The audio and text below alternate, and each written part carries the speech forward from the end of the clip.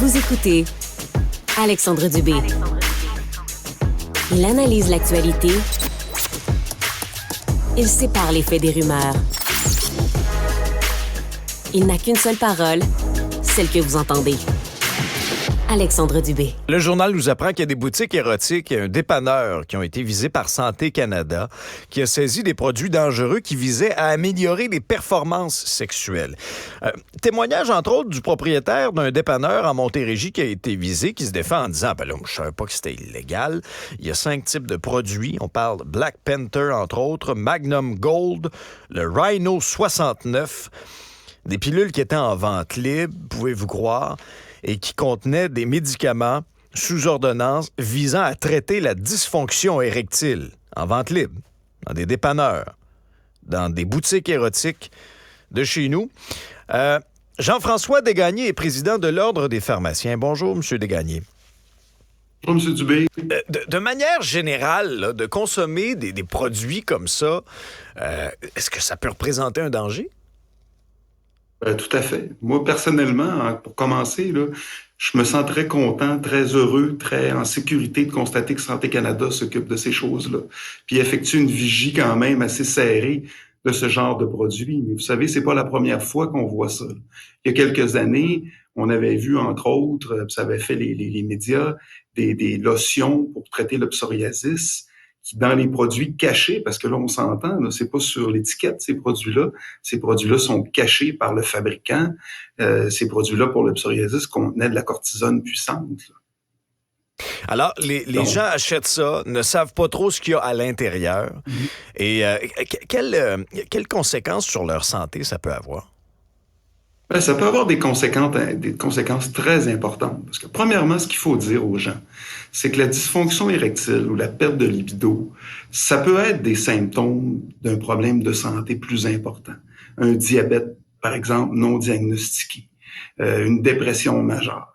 Donc, à ce moment-là, ce que moi, le conseil que je dis aux gens, si c'est ce que vous ressentez, si c'est ce que vous vivez, je pense que le réflexe sécuritaire, ça serait d'aller consulter un professionnel de la santé. Mais disons, là, si on parle, entre autres, là, du sildenafil qui est retrouvé dans le Viagra, c'est pas pour rien que le Viagra, c'est un médicament sous ordonnance. Il peut y avoir des interactions médicamenteuses très dangereuses, c'est-à-dire lorsqu'on utilise un autre produit d'ordonnance en plus de ce produit-là, ça peut y avoir des incompatibilités importantes. On peut avoir des problèmes cardiaques, on peut faire des chutes de pression artérielle.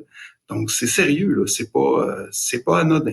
Et puis, il y a une question de posologie à respecter aussi, là. Imaginons un instant, je sais pas moi, Rénal, qui vient de rencontrer sa nouvelle blonde, s'en va dans un dépanneur comme ça ou une boutique érotique, achète un produit, n'est pas trop au courant de la posologie, s'en envoie 2-3, wouh! En pensant vivre la soirée de sa vie. Ça peut mettre carrément sa vie en danger, non? Tout à fait, tout à fait. Comme je vous dis encore, j'ai tendance à me répéter, mais c'est pas pour rien que ces produits-là sont sous ordonnance, sous la recommandation lors de la prescription d'un médecin et le contrôle d'un pharmacien. Quand le pharmacien reçoit une ordonnance de Viagra, on s'assure on s'assure de toute la compatibilité dans le dossier du patient, puis également de faire un conseil approprié.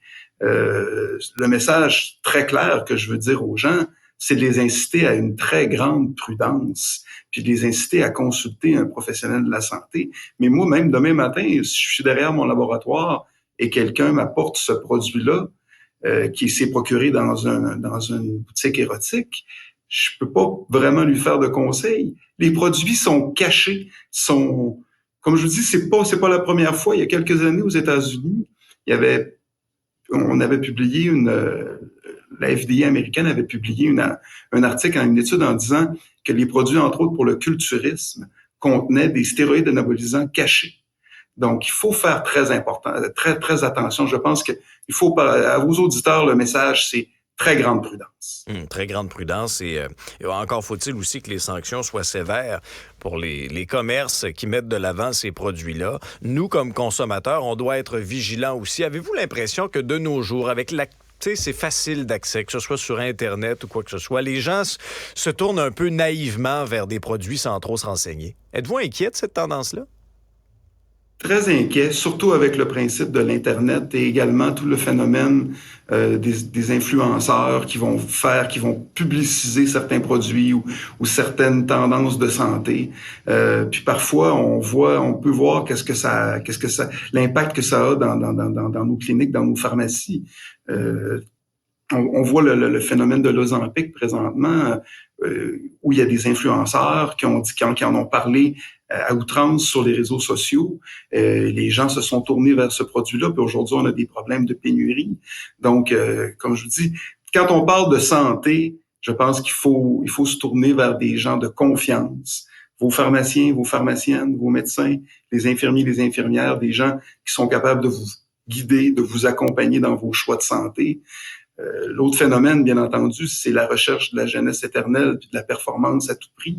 Ce sont des phénomènes qui sont assez inquiétants et assez préoccupants. Je pense qu'encore, comme je dis, le message, je peux répéter mon message toute la journée, mais il faut que les gens soient très prudents. On l'a bien entendu. Jean-François Desgagnés, vous êtes président de l'Ordre des pharmaciens. Merci. Avec grand plaisir. Bonne journée à vous.